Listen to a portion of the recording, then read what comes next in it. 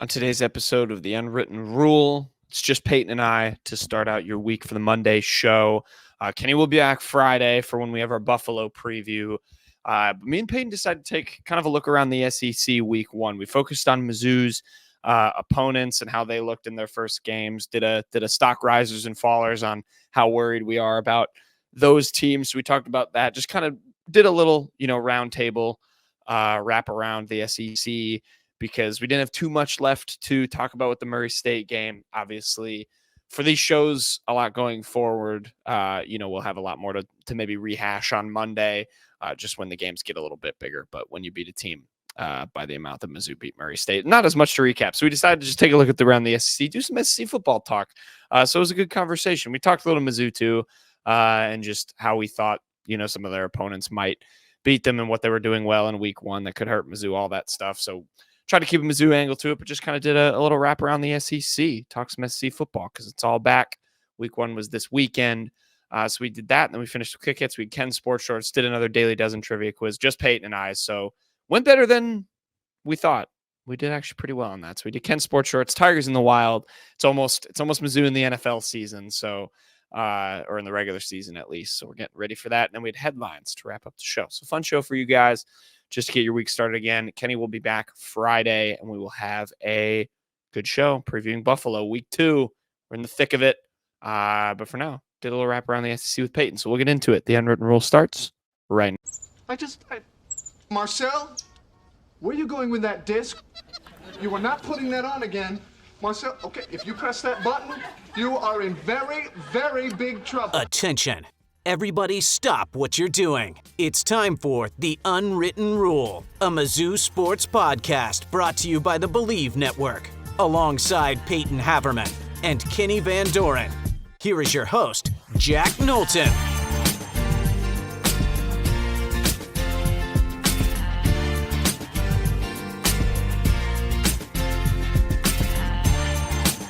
Welcome back to The Unwritten Rule. Today is Monday, September 2nd, and it's just me and Peyton again for today. Kenny will be back for Friday, and this time this week, I guess, we'll actually have a proper preview because Mizzou's finally playing on Saturdays again. So that'll be nice.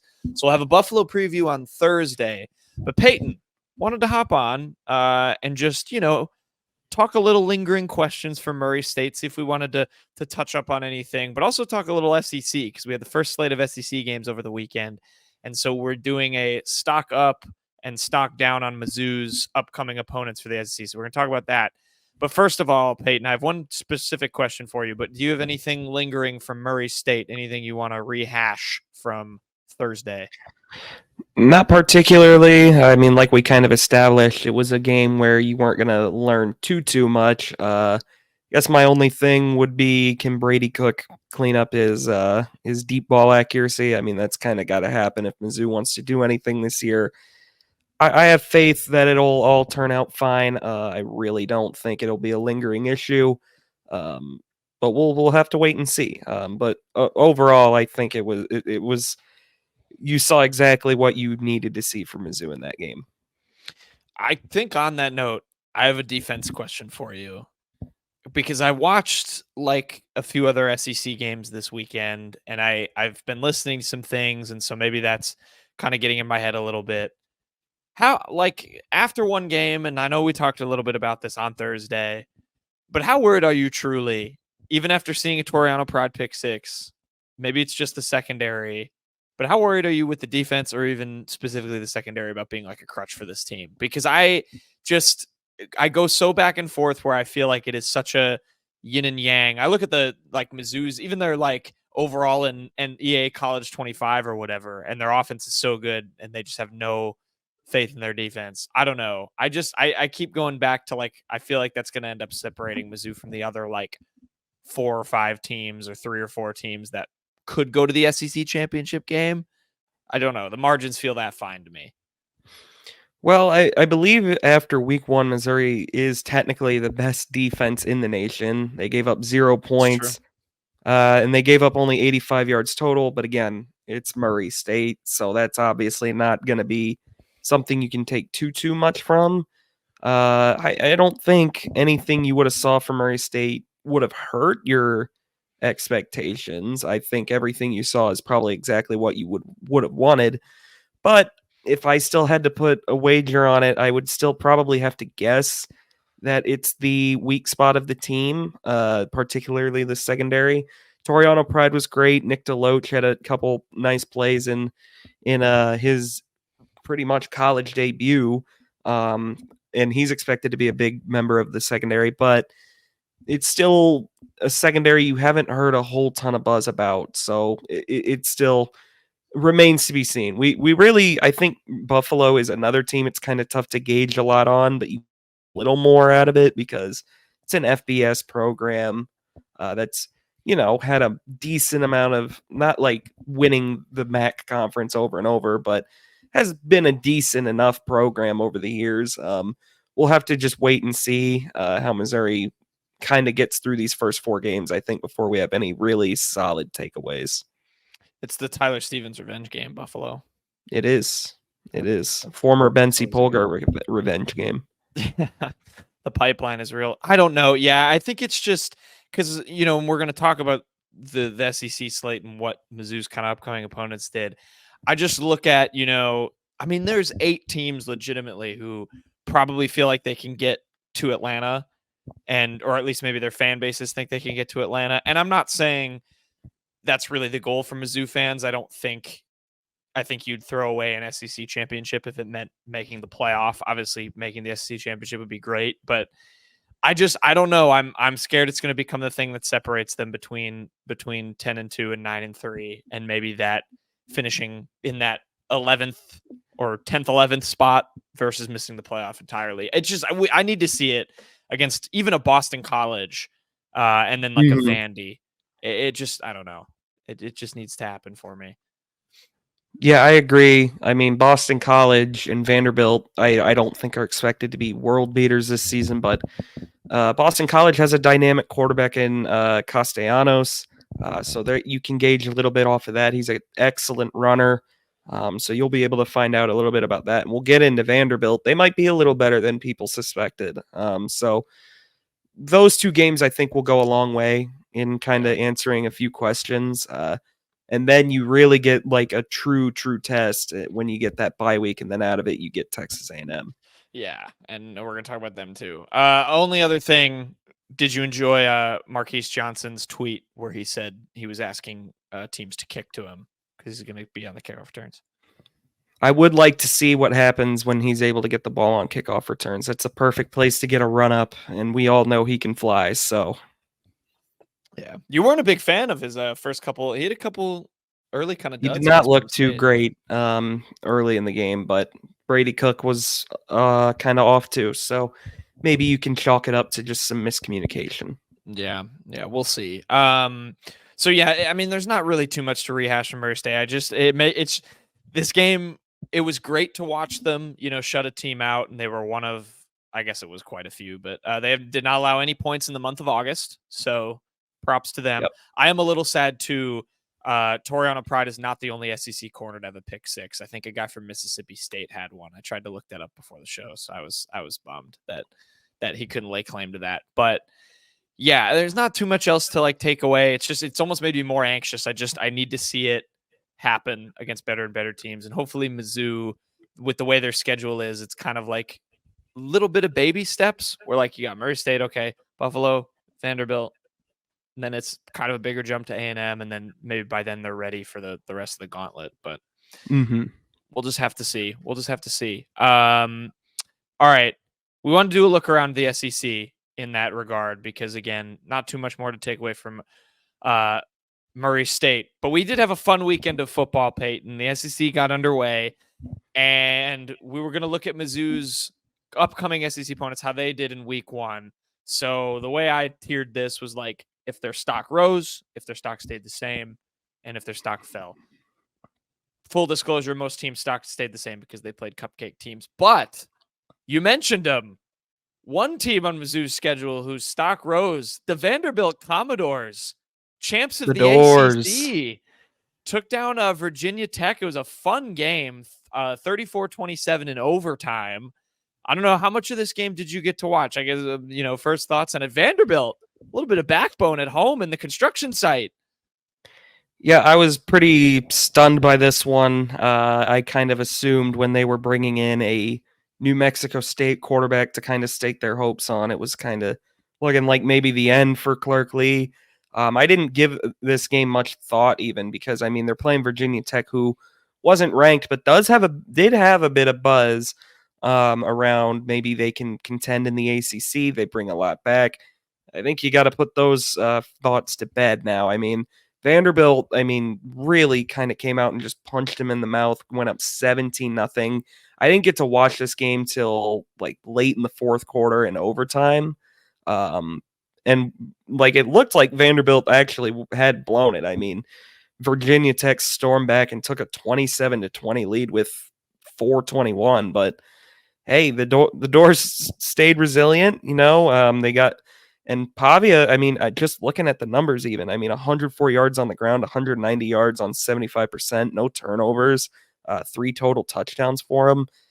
That's excellent. I mean, that's what if they get that, they'll be, I don't know what they'll be, really. I don't know how to gauge this team after a week, but it certainly seems like they're better. They're much better than we anticipated. Yeah. Hey, underestimating Diego Pavia. I wish we had Kenny here to recap this game because he would be on the bandwagon with me. We went back to our quarterback tiers. That was our biggest argument was Diego Pavia because we kept throwing him at like, what did we put him, like 8th or something? I can't quite remember. You tried to put him in the top 10, which I thought was absurd. Yeah. Hey, he looked like a top 10 QB, 100+ rushing yards, good day passing. Yeah. I mean, I saw Vanderbilt. I was looking at some picks, not Vanderbilt, Virginia Tech, rather. I was looking at some picks. People had them like winning the ACC or like going to the ACC championship. A couple people. I know like the ACC is kind of wide open, but maybe I saw a good tweet that said Tired is adding Florida State to the SEC or wanting to have Florida State in the SEC. Wired is wanting Vanderbilt in the ACC. Maybe that's a perfect conference for them. Maybe that's where they start winning. I don't know. Yeah, maybe. But yeah, I mean, Virginia Tech 2.5 yards a carry. That's really bad. So good for Vandy, man. I mean, it was kind of cool to see for them because I mean, they're not a threat, right, to anything Mizzou's trying to do. If Mizzou loses to Vanderbilt, then the season is quite frankly over. So you can feel good for Vanderbilt. I agree. And that was, I was going to say, you watched the end of it. I actually managed to watch more of the beginning, and their defense was like coming after Virginia Tech. Like every tackle, they were just like getting super hyped. Their energy looked really good. Looks like who'd they have? Wait, go back up. Who was their tackling leader? Langston Patterson. There you go. 10 tackles. They had 4 sacks as a team. Yeah, they were tackling pretty well. I was pretty impressed with Vanderbilt's defense. That was the main takeaway. And then Diego Pavia, I think we need to make the comment. He said apparently someone on Virginia Tech called him, what was it, a Walmart or something, Trace McSorley, the Penn State quarterback. Really? Like, I did not. Yeah. So someone called him, I'll find the full quote, but someone basically like called him like a Walmart. For people who don't know who Trace McSorley was, he was, a Penn State quarterback that just, I don't know, kind of a college legend. He couldn't throw. He could run. He said, someone said I'm a poor man's Trace McSorley. When you stop me, then you can talk. Yeah, Swagger. That's fair. The Vanderbilt quarterback oozing aura in 2024. Who would have thought it? Yeah, there you go. Watch out for those doors. But yeah, I don't think they are a threat to Mizzou. Maybe not the layup we thought it was. Who knows? No construction site game for Mizzou this year, but apparently that's still in full swing in Nashville. Their stadium's still being like demolished while they're playing in it. Yep. So it is. There you go. That was the stock riser we had. The too early to tell, or teams that just beat the hell out of cupcakes. We put a whole bunch: Alabama, Arkansas, Auburn, Oklahoma, and Mississippi State. I don't know, Payton, if you got to watch even any of these games, or if you bothered. I'll run through the scores. Oklahoma beat Temple 51-3. Alabama beat Western Kentucky 63-0. Mississippi State beat Eastern Kentucky 56-7. Auburn beat Alabama A&M 73-3. So I think it combined 10 points, it looks like, scored between the opponents of those games. Yeah. This is week 1 in college football. Yeah, it's kind of, you normally don't see blowouts quite to this magnitude from everybody, but that's just kind of what it was this week. One thing on Oklahoma, they did not throw downfield like at all. Like Jackson Arnold had 4 touchdowns and no picks and completed 17 at 25. He only had 141 yards, so not really QBR of sure. 44-3 too. Not great. Yeah, they had one reception go for 47 yards. After that, their next closest was 14. So interesting strategy there. I mean, they did run for 220 yards, so it's not like they needed it. Again, it was Temple. But yeah, and the others, I mean, I know Taylor Green looked excellent. Arkansas, I think, scored every time they had the ball. Yeah. Again, though, Arkansas Pine Bluff is not going to be making any headway this season. The others, I mean, Alabama, they did not look. I will say that, like, at least they did it to a team that has been like relatively decent at the FBS level, has a really dynamic offense. So I think that does say something. Ryan Williams was awesome for being a 17-year-old. Tennessee, I didn't watch a second of. I heard Nico was great, but Mizzou doesn't play them, so who cares? Mississippi State, again, it's Eastern Kentucky. Auburn, Alabama A&M. I mean, there were just some cartoonish scores this week. It was kind of crazy. Like we're gonna get to the one that was kind of bad because it was a Mizzou opponent, but yeah, I mean Arkansas. Taylor Green, the one highlight where it's like a broken play and he gets lost on the sideline and somehow is just able to dance his way back in the middle of the field and run all the way across the field for a touchdown. I remember seeing that and I was just like, what are we even doing out here? They broke some sort of record. It was the happiest I've seen Sam Pittman in 2 months, so that won't last. The only thing that annoyed me was that they scored more points than Mizzou. That made me mad. But yeah, it is what it is. They is. kept their foot on the gas. They blew them out. Did another quarterback even play in this game? I mean, okay, they did eventually put in 2 other backups. But yeah, Taylor Green got his work in. I'll throw in a thing about Bama.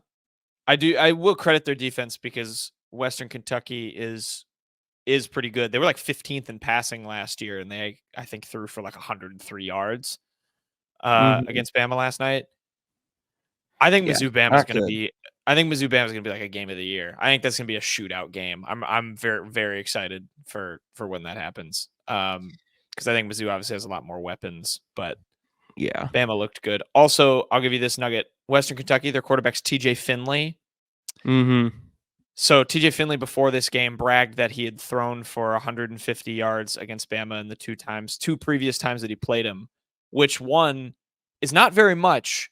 Yeah. And 2 is also not true. He has never gotten over 150 yards. So he was both wrong and just sad. And he didn't do it this time. He had 92. He averaged 3 yards an attempt. He was very bad. Also, yeah, Ryan Williams is going to be a star for a long time. Yeah. 2 catches, 139 yards, 2 touchdowns. It's ridiculous. Ridiculous. We have game of the week going on right now while we're recording this on a Sunday night, LSU USC. So Blake Baker hate watch. Yeah. SEC tier lists are going to come out tomorrow after the LSU game because I wanted to see how they do before we put them on. But that'll come out tomorrow on Twitter. So follow us at Believe Unwritten. That always does pretty well. All right, enough with these boring cupcake games. Let's get into the 2 losers of week 1 among Mizzou's opponents. Which one do you want to do first, Payton? The Aggies or the Cocks? Let's do South Carolina because, I mean, the other game was like even more important. This one was just kind of ugh. All right, first stock down, South Carolina. I'm going to introduce this with I don't remember where I was, but I got a text from Payton. He had texted Kenny and I because we had talked about South Carolina when we were, going through Mizzou's whole schedule, and that we kind of put him in one of those teams. Like that game's on the road. Could feel like it's coming off of the Bama Oklahoma stretch. It could feel like a super big trap game. We don't know what Lenora Sellers is going to be, redshirt freshman quarterback for South Carolina. And Payton just sent a text. Forget it. He said, "Forget everything I said about Lenora Sellers in South Carolina. Lenora Sellers is terrible." They beat Old Dominion by a score of 23-19, Payton. What the hell happened? Yeah, and they needed that score late to solidify that. I mean, they genuinely trailed by 3, like with 6 minutes to go in the fourth Look at quarter before the classic thing. Let's look at the ESPN percentage. Old Dominion was in the positive at one point. they were when they had a false start on South Carolina with 9 minutes 46 seconds to go on a 4th and 3. So yeah, I mean, this was really not good. South Carolina, just because they have so many athletes just that are excellent all over the team, all over the field. South Carolina is a brutal place to play, actually. Very underrated, tough place to play.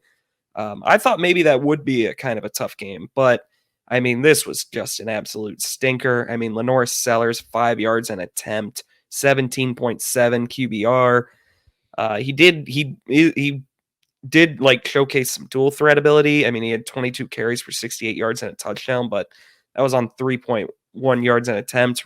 Rocket Sanders didn't really impress. I mean, he only averaged 3.7 yards a carry, and this was against a Sun Belt team, mind you, and not a very good one, like a pretty mid-tier one. I mean, Sellers fumbled the ball.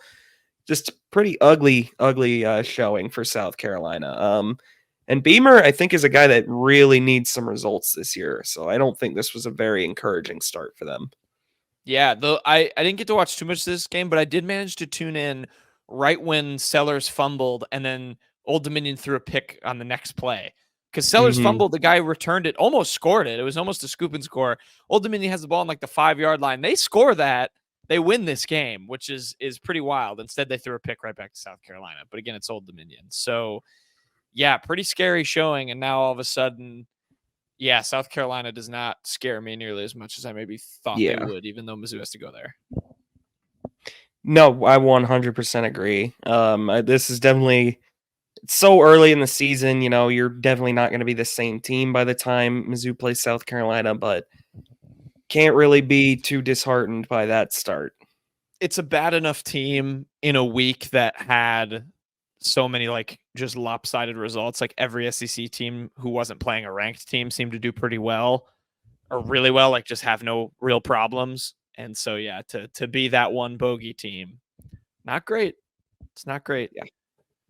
Who's the one guy in South Carolina who's like the cheat code on the college football game? The receiver? Harbor. He didn't even have a catch in this game. Oh, well, there you go.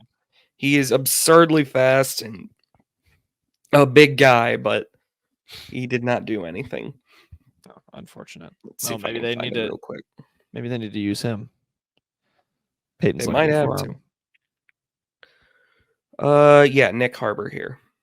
6'5", he runs like obscenely fast. 6'5", Had 12 230. catches last year. I think he's Did like, not yeah, I have think any. he was on one of the, what is it, Bruce Feldman's like freaks list. Yes, that he he always is. does. Yeah. Well, maybe they need to unleash that guy more. But yeah, South Carolina stinker. And then the other one, this is a bigger game, and so we're being a little bit mean here, but I did Texas A&M simply for the fact that they lost at home. They were playing number 7 Notre Dame team. And it wasn't, kind of a grimy game, but Notre Dame pulled it out in the end. Outscored them 10-7 in the fourth quarter. What'd you see from the Aggies? And it is against a good Notre Dame team, so it's probably not even as bad as South Carolina, but they still lost. Yeah, Wegman was absolutely terrible. No way around it. I mean, he averaged 3.3 yards an attempt, 2 interceptions, and I mean, if you were watching that game, it looked every bit as ugly. I was pretty surprised by well, not really. I actually wasn't surprised by much in this game. There was not. I kind of figured it would be kind of a slugfest. It wouldn't be a shootout by any stretch. Very grimy game. Notre Dame definitely, by the end of it, you could tell was the better team, though. And it kind of gives Mizzou, I mean, it's kind of a good thing for Mizzou. I mean, you maybe do get the element of, A&M is like a team that is probably going to get one at some point. You'd rather it not be Mizzou, but I mean, this was a game that A&M had the most hostile atmosphere in the nation for. Like yesterday, I mean, there was no stadium yesterday that was near as amped as College Station yesterday, or Kyle Field and all that. and Notre Dame really largely shrugged it off. I don't even remember. I think they briefly trailed 3-0. Yeah, after 3, but there was never a time where it felt like Notre Dame was really truly getting outplayed. And yeah, Jeremiah Love, he would, of course, the former Mizzou recruiting target, had the kind of the knockout blow there. It is what it is. I mean, kind of like what I saw as a Mizzou fan, because you go into Texas A&M and you don't play them at a night game, and you're not Notre Dame. Like, the stadium is going to be a bit more toned down at 11 a.m. for Mizzou. I don't think it'll be quiet, mind you, but I do think it will be. It takes the wind out of the sails a bit. Yeah, that's what I was going to say, is how much do you judge this game if you're a Mizzou team? But yeah, it was kind of encouraging from a defending home field standpoint. Like, Texas A&M couldn't do that against, a really good Notre Dame team, but Mizzou's a really good team too. And you're right, the circumstances, the conditions of the game aren't nearly as big as this one. You know, you got a chance to really make a statement if you're Mike Elko, and people really liked what he's doing there. They have a lot of hype from him being the guy that's kind of going to take them to the future. But didn't Connor Wigman, those numbers are bad. I wasn't able to watch this game, but yikes. Yeah, it was. He looked every bit as bad as his numbers say. You know what? It was not a good game. That's karma, because I was watching College Game Day and they did the section. They did a feature on A&M. They had that Oz the Mentalist guy talk to him. You know who that is? Yeah, I saw this clip. Yeah, he did a clip with Wegman, and Wegman was just looked mad at him. I was just like, he didn't like he enjoyed the Magic at all. He's like, give me my shoe back. So yeah, very odd reactions in that video, and he did not look he did not look prepared yesterday. He looked pretty terrible. He looked pretty bad. There you go. So, I mean, from what you got, from what you, the viewers, watched, comment below if you're watching on the YouTube, what you thought of Mizzou's opponents, who you think you might be less worried about, or maybe more worried about. How concerned are you that Mizzou will lose to Vandy? Don't be concerned that Mizzou's not going to lose to Vandy. I hope. It's at home, so, I think they'll be fine. Like yeah. Any other things around the SEC, Payton? Are we going to? I'm going to touch on Florida, Miami, and quick hits. So that. Yeah, we'll get it then. I mean. Texas's leading receiver was Ryan Wingo against Colorado State. I did see that. That sucked. This Furman Ole Miss game, I mean, like, Ole Miss was up, I think, near 70 by like the start of the third quarter. So that was pretty overwhelming, to say the least. They're really good. They're really good. Oh, and Nico Iamaleava, I believe that I said it right. Maybe I didn't, but he looked great, apparently. I did not watch that game, but everybody was raving about him. None of these other games really are too worth a mention, I don't think. Payton Thorne will have his best stat line for Auburn that he will have the whole season. So no kidding. Throw that out there. There's a little SEC roundup. We might do some more of these on Sundays, just if we want, to kind of dive into things, take a look around the world of the SEC, and all that. Look at Mizzou's opponents. It'll get more fun, obviously, when there isn't just cupcake games going on. So, we'll have the tier list out on Twitter tomorrow. But for now, before we finish the show, we will finish the show with quick hits. Yeah, we'll get into Mizzou Buffalo. We'll have a preview coming out on Friday. But for now, we'll wrap this show up with quick hits.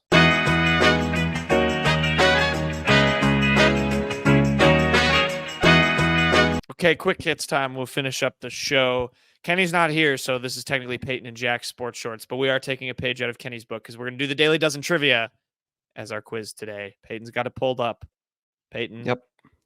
Let's go. Start it. Let's run it right away. Let's get into NFL.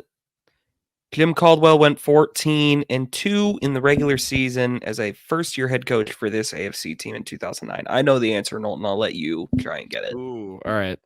Also, if you are new to this, the Daily Dozen's just 12 questions. A few of them are sports, a few of them aren't. Kenny it's 9. Explains that. 9, not 12. Yeah. Jim Caldwell. That name does sound familiar. That's good. 14, it should. 14-2. I'll give you a hint. He was notably the head coach of a team that lost 62-7 to the Saints on Sunday Night Football. It was actually the same team he went 14-2 with. Not the same year with that team, but the same franchise. Why am I thinking it's the Colts? But I don't think that's right. Because you're correct. It is the Colts. Oh, nice. It is the Indianapolis Colts. He was the coach the very last year before they drafted Andrew Luck when Peyton Manning was out for the year. Yeah, and they were absolutely terrible. I remember. We'll go into college football now. Barry Sanders is the only player from this current day Big 12 school to have won the Heisman. I mean, this is an easy one. Well, this is a lot. This is Oklahoma State, right? Yep, it is. Ollie Gordon. Easy. We're 2 for 2. NBA. Undrafted out of Eastern Michigan, the 5.5 point guard played for 10 different teams from 1998 to 2012, with his longest stint being in Denver. Man, not Muggsy Bogues, is it? No, it's not. I don't think it's Muggsy. I don't think it's Muggsy Bogues. I think he was a little earlier. My one guess is Nate Robinson, but I feel like Nate Robinson retired later than 2012. Did he go to Eastern Michigan? I have no idea. I don't know any Eastern Michigan basketball players. My other guess would be Ty Lawson. Ty Lawson was pretty short. I know he played. I know he played for Denver for a while. We'll pick one, and then we'll go. Ty Lawson. That's my pick. Lawson. Nope, incorrect, Knowlton. Okay, here's a Cars question. I'm going to be useless here. Introduced in 2024, the Prologue is an all-electric SUV model produced by what automobile brand? Volkswagen. Not wasting no damn time on this. Yeah, I have no idea. Okay, one of these is Simon Cowell. For those that can't watch it, this is a celebrity mashup, so it's a photo of two celebrities. Two faces. One is Simon Cowell. Yeah. Oh man, who's got that like hair? It's very, very generic. Yeah, I can kind of recognize the hair. Like I almost want to say Will Arnett or something. No, not quite. But yeah, we're on the right track. Ryan Gosling, no. It's not the guy from Twisters. Glenn Powell? That's what I was thinking. It's not him though. I think he's blonde. This guy's brown hair. Yeah. You want to throw a guess? Wouldn't be Paul Rudd. That's not Paul Rudd hair. No. Oh, this is gonna make me mad when it. Who's the actor in why am I blanking on his name? Jason Sudeikis? That's not Jason Sudeikis, is it? Could be. I don't know. The more I look at it, I have no idea. Like I got Simon Cowell. Toss out a guess. I'm gonna be mad whenever we see it because it's just like it looks like I should get that, but don't click on the ad. We're struggling now. Okay. Kookaburra wings, Sydney shrooms, and Gold Coast coconut shrimp are appetizers at what sit-down chain's menu? Long John Silver's? Absolutely not that. Oh, wait, no. Is it a no, wait. Outback. Is it Outback Steakhouse? Because they're all Australian. Oh, that's a good deductive reasoning. Well done. You did get that right. Boom. Television. James Michael Taylor appeared in 148 episodes as the character Gunther in this NBC sitcom that debuted in 1994. Oh my God. Wait. Is it Friends? No. Is it? Was Friends on NBC? Oh, where's Gunter from? It's like a type of show like Friends. I couldn't tell you. I don't. I'm not a big Friends. TV guy. I don't think. Oh, it might not be Friends. Hey, my Friends. I don't think Friends was on NBC. Do you want to just try Friends? Because I don't know it. Sure. Yeah, I don't know. You might be right. It's a show like Friends. I mean, it's a sitcom. I don't watch a lot of Friends or anything, so you might be right. Yeah, you were right. There you go. Dang, all right. Movies. Following a group of college students, Kristen Connolly, Chris Hemsworth, and Anna Hutchinson starred in this critically acclaimed 2012 sci-fi horror comedy film. That is very interesting. Quite the list of genres. Yeah. No idea. Oh no, I thought it was that one movie where, but that has Jennifer Lawrence and Chris Pratt, not Chris Hemsworth. I have no idea. I'm just gonna put Thor because we're spending a lot of time on this. Chris Hemsworth. Yeah. Yeah. Music. This Australian singer, I know this one. songwriter is the most known for his 2013 hit songs Riptide. What is it? It's Vance Joy. Wow, well done. Do you know that wouldn't have song? ever got that.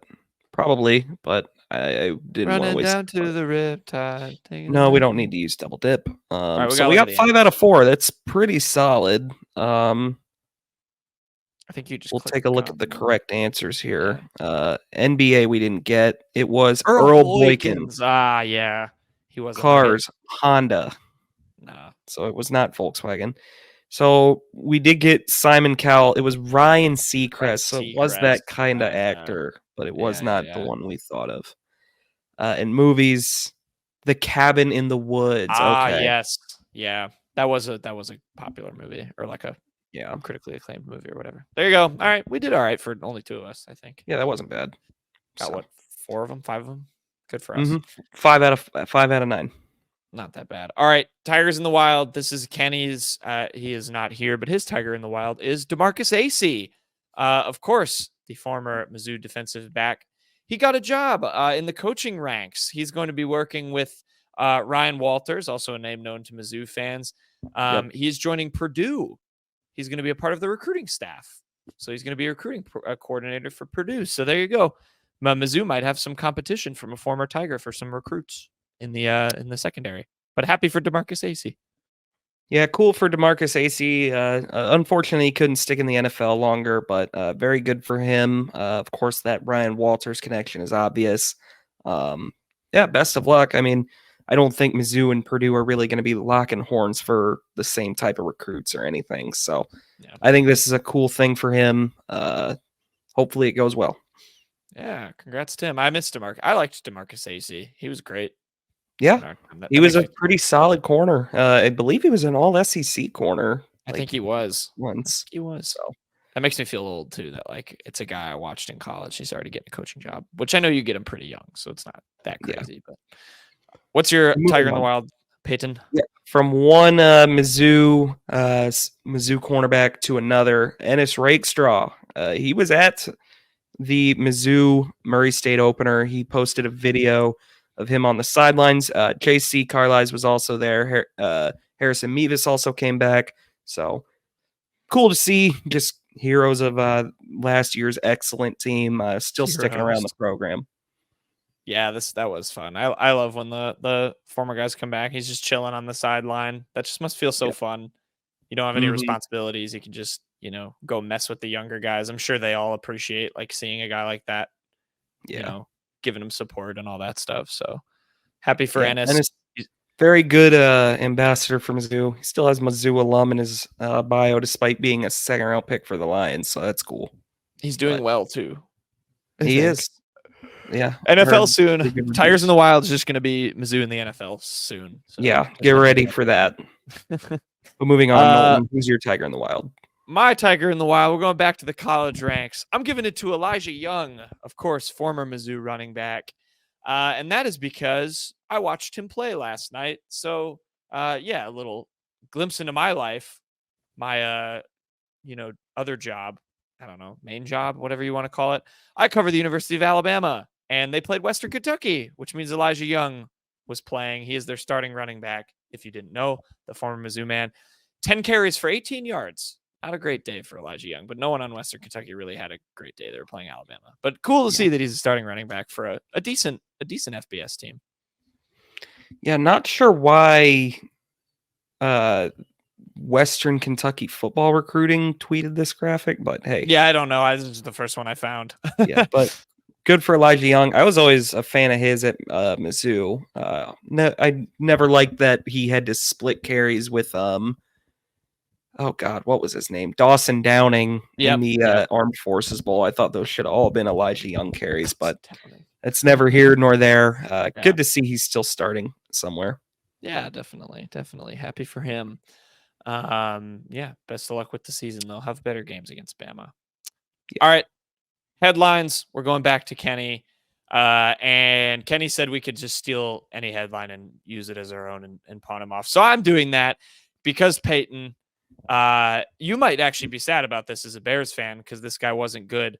But my headline reads, Matt LaFleur has confidence in new kicker Braden Narvison, I believe. Why am I reading a headline about the Packers' new kicker, you might ask? Because the devil himself, Anders Carlson, is gone. He's no longer on an NFL team. He got cut by the Packers. I just wanted to celebrate that fact. Anders Carlson, of course, ended Mizzou's game against Auburn, that miserable game. Well, didn't end it, helped end it when they played in 2022. He was not a good kicker in college. He was not a good kicker in the pros. He only got a job because he was Dan Carlson's little brother, and I'm happy he's gone. You might not be happy he's gone, Payton, because you're a Bears fan. You probably want a kicker on the Packers who sucks, but I'm happy to see him rid. Yeah, it sucks from that aspect. You were dead on about him not being an NFL kicker. I mean, he's never been a good kicker. Just looking at the straight up numbers, at pretty much any level. He I swear went like 1 for 5 like on kicks again in that Mizzou game. Like he got a bunch of second chances. Just the weirdest game ever. It does suck though, because I would prefer the Packers have bad kicking. Actually, this new guy went to NC State too, which I know you're a small NC State fan. So yeah, not as much not as easy to root against him. Mm-hmm. Has he ever attempted kicks? Oh, he went 85%. Oh, actually, he also played for Western Kentucky. He's played for Iowa State, Western Kentucky, and NC State. He was a 5-year college vet. Wow. There you go. Well, there you go. Brandon Navarson. There you go. Good luck. Moving on. My headline is going to be Arizona's Tetaroa McMillan. I promise I'm giving the best I can on effort to say names correctly. I'm pretty sure that's right. He had 304 yards and 4 touchdowns in Arizona's blowout win over New Mexico. Why am I bringing this up? Because Mizzou needs to start feeding Luther Burden like this against weaker opponents. Otherwise, he's not going to have a prayer at the Biletnikoff, because this is just an absurd number. I mean, they kind of needed a lot of it. It wasn't really stat padding because Arizona was struggling with New Mexico for a lot of this game. But yeah, I don't even remember. It was all on 10 catches. So he averaged 30.4 yards a catch. So, and he had touchdowns on 40% of his catches. So pretty ridiculous day. McMillan is not only Luther's main competition for the Biletnikoff, probably. I mean, he's probably his main competition for wide receiver 1 in the NFL draft. So, Mizzou, you're playing for more than just wins. You got to get Luther his. Yeah. You want Luther coming back to games, you better win him that Biletnikoff. This is the same thing I thought. Yeah, it's so crazy in week 1s. You see these averages. Ryan Williams for Alabama averaged 69.5 yards per catch in their first game, because he had 2 for 130 yards. Feed Luther. This is bad. Luther needs a big game against Buffalo. 225 receiving yards and 109 rushing yards. That's what we need. Need a nice double games, running him on jet sweeps and stuff. That's what we want. Not sweeps. We need passes. No, but I'm saying if you want to get the dual yards, maybe you get some of it. You show off that he's more versatile than McMillan. He can do that might be a good way to approach it. Exactly. Exactly. Moving on. All right, my headline reads as follows: Florida head coach Billy Napier goes viral for losing battle to a water bottle after blowout loss against Miami. Payton, if you don't mind playing the clip for those who can enjoy it on the YouTube. It is not well. Yeah, shout out Barstool Big Cat. We're friends of his program, I guess. Billy Napier it's not well, man. He's on the hot seat. Florida got destroyed by Miami in week 1. Some people were trying to hype up that the Gators were going to win this game. Then afterward, he was trying to answer a presser question and just couldn't open a water bottle. You can see him kind of struggle to pay attention if you listen to the clip. He kind of struggles to pay attention to the question because you can tell he's getting frustrated, and then he just puts the bottle down and gives up. It's one of the more sad clips I'll see. He's probably going to be gone after this year. It's pretty bad because the Billy Napier era, I mean, has kind of been bad pretty much every step of the way. I mean, they had the whole Rashada recruitment scandal with the NIL thing. They had the reporter in year one literally calling like, I'm going to outlast Billy Napier on this beat. It has just been bad. I mean, they made a 6-6 bowl game his first year and got absolutely demolished by Oregon State. Last year, they didn't even make one. And this year, I mean, it's kind of all chips have to be in for Billy Napier. And they go out and lay an absolute egg. I mean, they lost 41-17 to Miami. I get Miami on paper should be a very good team. They should not be going into the swamp and beating Florida by 24 points. I mean, that is absurd. And again, I've kind of hinted at it before. If Florida was to come open, that's a job I would watch. I think they'd have at least some interest in Elijah Drinkwitz if Missouri has another good year. So, oh yeah, I don't want to think about that. I saw a thread on Power Mizzou today that just said Drinkwitz to Florida rumors, and it had like about 3 pages of replies. I didn't click on any of them because I didn't want to read it. But... And I know we can all argue, like, is Florida really a better job than Mizzou at this point? I think it's sometimes, man, name brand goes a lot further than people realize. I don't think coaches think that hard about it because, I mean, you look at it last year. Why would Blake Baker really choose to leave Mizzou for LSU? I mean, Mizzou has a defense that's kind of in a better spot.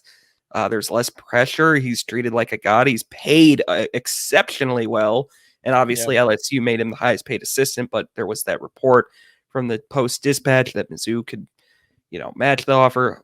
That's water under the bridge at this point. But, I mean, I know Blake Baker had ties to LSU with his wife and everything, but that's just kind of the way coaches think sometimes. It's like, I kind of want like the big job, Florida is, whether you want to admit it or not, always going to be a job that has a spotlight on it.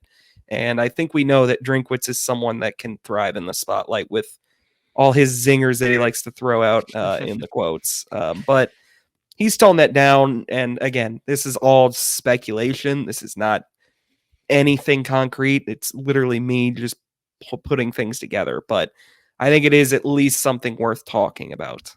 No, definitely. I mean, it's speculation that's happening for the fan base. It's going to keep happening all season, especially if Florida keeps being horrible. So, yeah, I don't disagree that those conversations shouldn't happen.